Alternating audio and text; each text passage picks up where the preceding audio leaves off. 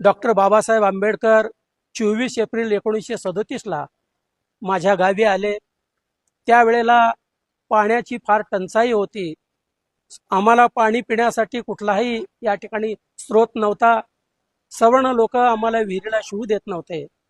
त्यावेळेला आमच्या पूर्वजांनी संघटित होऊन ठराव करून विहीर मारण्याचं ठरवलं आणि स्वकष्टानं ही विहीर मारली, बांधली।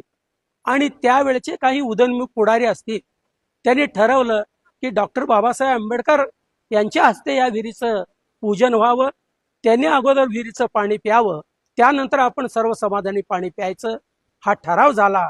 आणि त्यावेळचे काही पुढाऱ्यांनी डॉक्टर बाबासाहेब आंबेडकरांची तारीख घेतली। बाबासाहेबांनी आम्हाला तारीख दिली। त्यावेळेला 24 एप्रिल 1937 डॉक्टर बाबासाहेब आंबेडकर स्वतः या ठिकाणी आले। आमच्या पूर्वजांनी त्यांचं स्वागत केलं आणि बाबासाहेबांनी चांदीचा पेला आणि रेशमाच्या दोरीनं हे पाणी वर काढलं। अगोदर त्यांनी पाणी प्राशन केलं, नंतर आमच्या समाजाने एक अमृत असल्यासारखं हे पाणी तेव्हापासून या ठिकाणी प्राशन करतोय। त्या विहिरीला मोठा इतिहास आहे। आज तागायत 24 एप्रिल हा दिवस आम्ही दिवाळी दसऱ्यासारखा या ठिकाणी साजरा करतो। त्या दिवशी बाबासाहेबांची मिरवणूक गावातून मोठ्या अभिमानानं आम्ही काढतोय आणि सर्व आम्ही समाज बालगोपाळ एकत्रित होऊन सामूहिक पद्धतीनं या ठिकाणी जेवणाचा कार्यक्रम करतो।